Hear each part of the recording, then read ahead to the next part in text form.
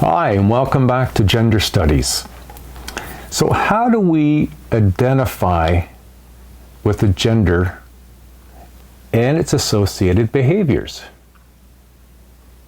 Are we born with all this coded in our genes? Or do we learn it unintentionally, or is there a more formal manner where we learn gender? So what this chapter is about is becoming gendered. So as you may expect, families are the primary influencers on gender identity. However, it does not end there. So we're going to explore a little more about how we become gendered. Now, I will make a note. You may find some of the small breakout boxes in your textbook particularly helpful, as they are short vignettes of individuals' perspective of becoming gendered, and it gives you a wide range, and it might be very useful in this chapter. So we're going to begin with gendering communication in the family. Now, the psychoanalytic theory, they posit that identity formation is largely unconscious process through identification and internalization.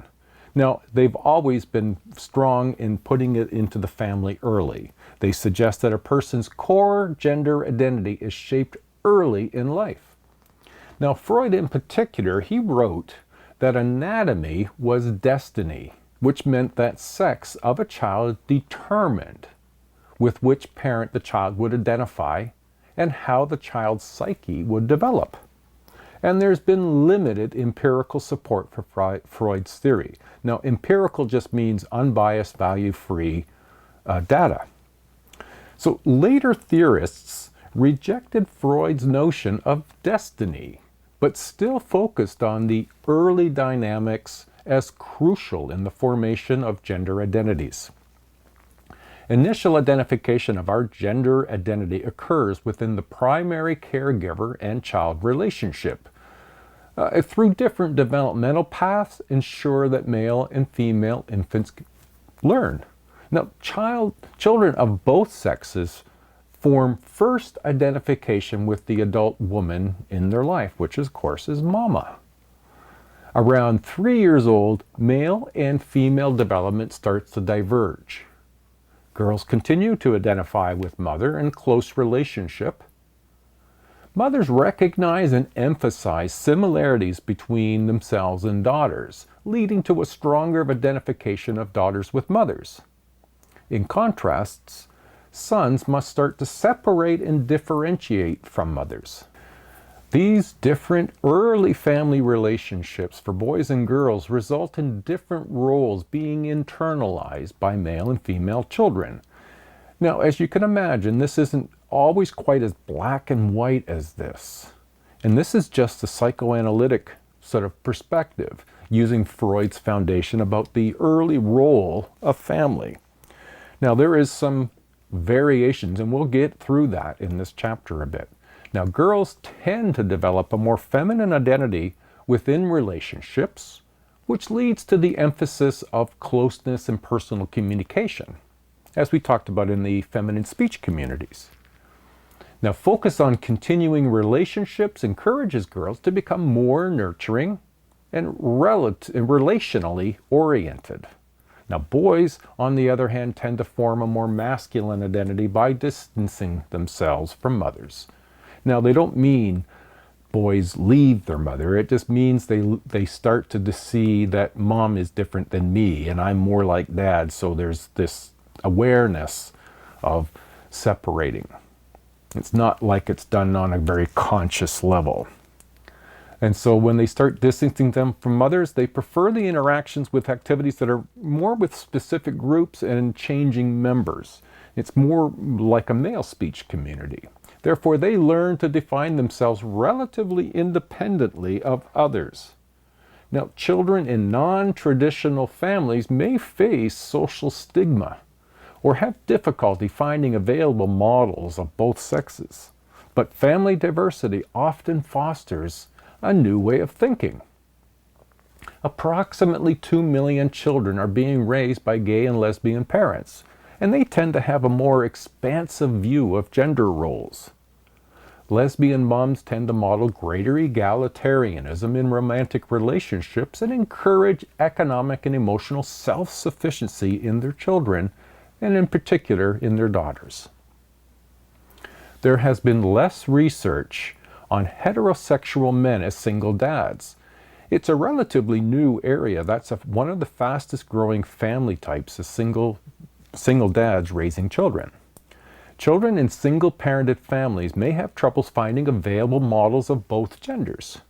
Masculine gender can be difficult to grasp if lack of a strong relationship with a male. Boys may define masculinity in more negative terms, like not like mom. Now, this time of gender identity construction, in this early period with family, ego boundaries are also being formed simultaneously. Now, ego boundaries are the point at which an individual stops and the rest of the world begins. It distinguishes self from everyone and everything else. People with feminine gender identities tend to have relatively permeable ego boundaries. It just means they can come and go, and people can come and go a little more freely. It's not a very rigid separation from others. This may partially explain why many girls and women tend to experience the feelings of others that are close to them. Conventional masculine gender identity is premised on fluid alliances with others, which makes for a relatively firm ego boundary, less fluidity, less open. They sympathize with others, but they don't experience those feelings as their own. Parental communication about gender. So let's look at just how parents do influence children's gender identities.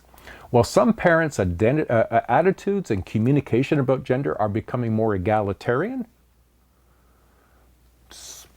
much of the evidence of traditional stereotyping still exists. And so this is that point where you might have had some experience in a more egalitarian family, but the strict stereotype of traditional male, female, and masculine and feminine still exists pretty strongly. Parents label and respond to their infants according to gendered stereotypes within hours of their birth.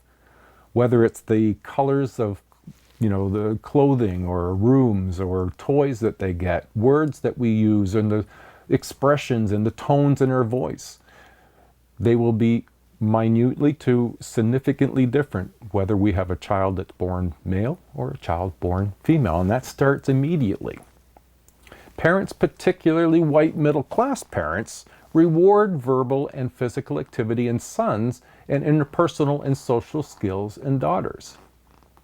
Heterosexual fathers are particularly likely to encourage sons to be heterosexual.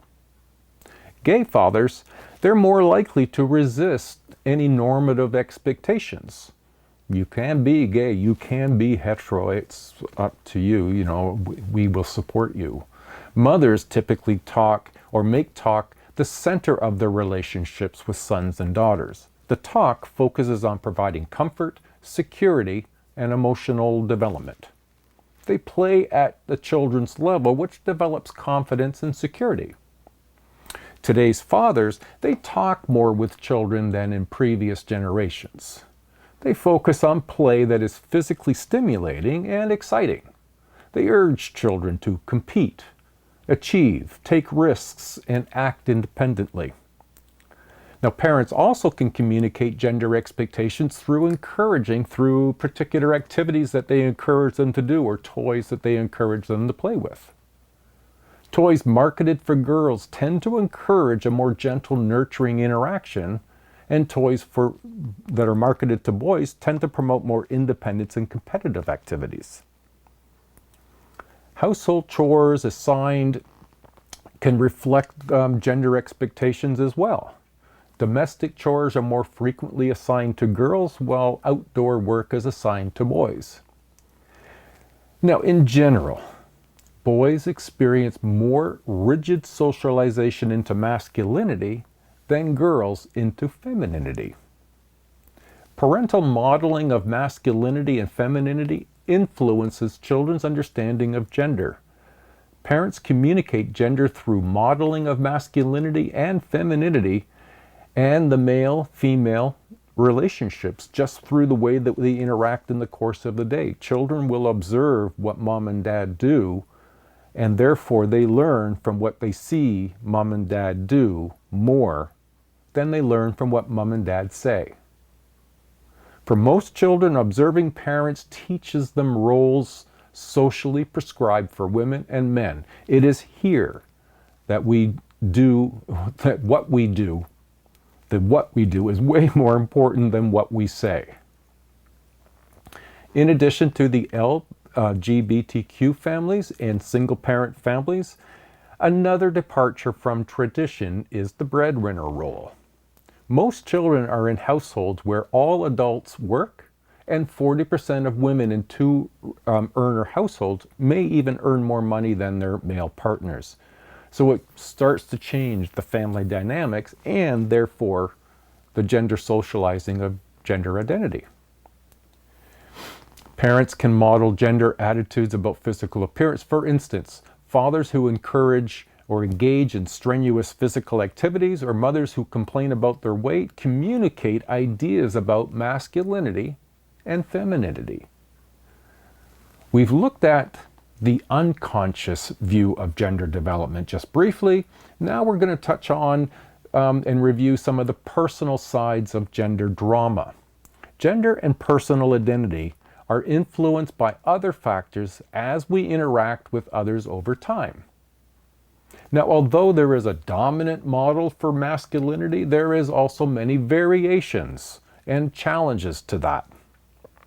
There are 6 themes of manhood in America today, and we'll reference that as growing up masculine. Now, these themes could apply to Canada in that we're influenced by many of the same factors outside of our immediate family as any American is. The first is, don't be feminine. For many men, the most fundamental requirement for manhood is not be feminine. To be accepted by peers, boys become less verbally expressive. Showing sensitivity or vulnerability makes you appear like a sissy or a wimp. And now I'd use those words deliberately because it relates to our chapter on verbal communication and gendered verbal communication. Now, this directive is at least as strong for men of color as it is for white men. Now, the second theme is be successful. Boys are expected to be successful at sports or other competitive activities.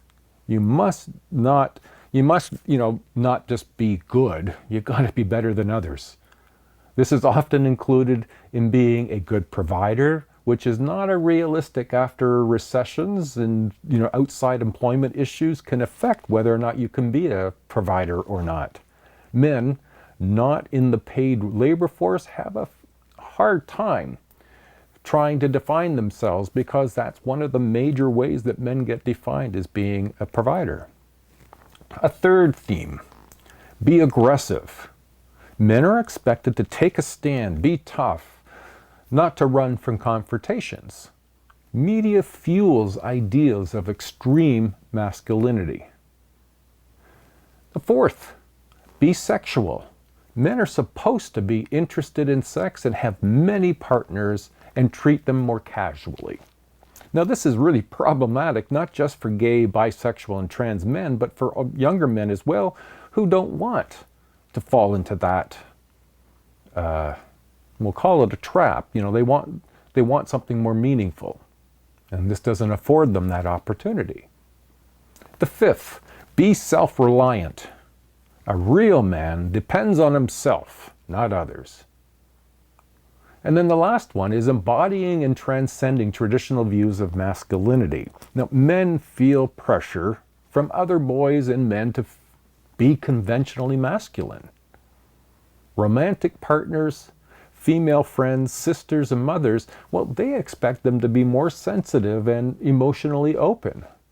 More men are finding themselves depressed and stressed out, but unwilling to seek help. they're 4 times more likely to take their own lives as women. Some counselors believe that striving to live up to the social idea of masculinity is responsible for some of this widespread depression, which society is unwilling to acknowledge since it's a major contradiction in social prescriptions for masculinity. So, what about? And we can look at this as well. Now we're going to look up at the growing up feminine. Now, growing up feminine includes 2 distinct versions of femininity. The first one suggests that women, they have it all. They have new professional career opportunities and egalitarian marriages. What do they need? And on the other side, statistics show that women are unlikely to get advances in higher professional levels. They continue to be paid less than men, and the workplace policies don't accommodate family responsibilities. So when we look at the women's femininity themes, we're going to see 6 themes of femininity and womanhood. The first is, and it's not surprising because it's all over media, appearance still counts for women. Women are still judged by their looks. To be desirable is to be pretty, slim, and well-dressed. Consumption is unending and is never sufficient to secure lasting success. It's been notable in a lot of the news in the last 4 or 5 years, if you're following track and field at all, but also just women in sports. But women athletes feel particularly pressured to look feminine while participating in sporting activities. Another theme, be sensitive and caring. Women are expected to be nice, differential, deferring to people of authority, which is just about everybody, and help, and to care about others. Girls learn that being outspoken and smart doesn't win them any prizes. Now another is negative treatment by others. Devaluation and mistreatment of females is pervasive in Western culture.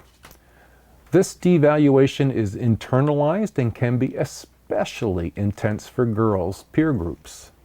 Young girls engage in relational aggression, which involves attacking others using social rather than physical strategies. Now this next theme is one you may not be aware of, and yet it's, I think, a very powerful one. Be superwoman. Many young women today seem to feel that they are expected to do it all. There's this tension in trying to figure out how to have a family, be attractive, be successful, and have a successful career.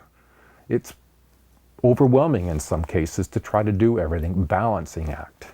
There's another theme here, there's no single meaning of feminine anymore.